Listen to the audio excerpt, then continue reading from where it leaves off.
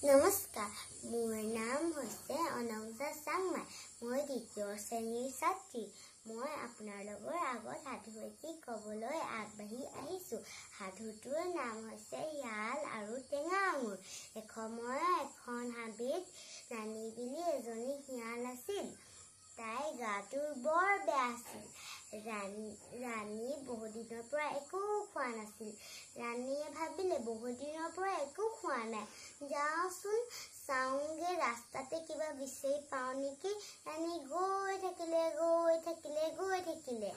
তথাপিও নেপালে, আৰু ৰাণী গৈ থাকিলে তেতিয়া এজোপা আঙুৰৰ গছ দেখিল। আঙুৰৰ গছজোপা দেখি ৰাণীয়ে ভাবিল বহুদিনৰ পৰা আঙুৰো খোৱা নাই, এইবাৰ আঙুৰ খায়ে যাম। ৰাণীয়ে কিন্তু ভাবিলে আঙুৰচোন বহুত ওপৰত আছে, চাওঁচোন জঁপিয়াই চেষ্টা কৰি। ৰাণী জঁপিয়াই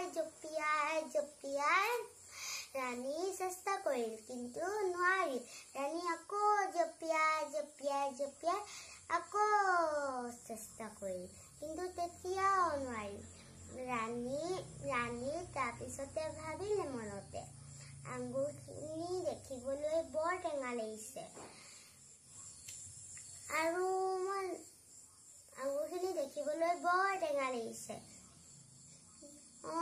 টেঙায়ে হয়, যাওঁ নিজৰ ভাগত জেগাতে শুই থাকোগে।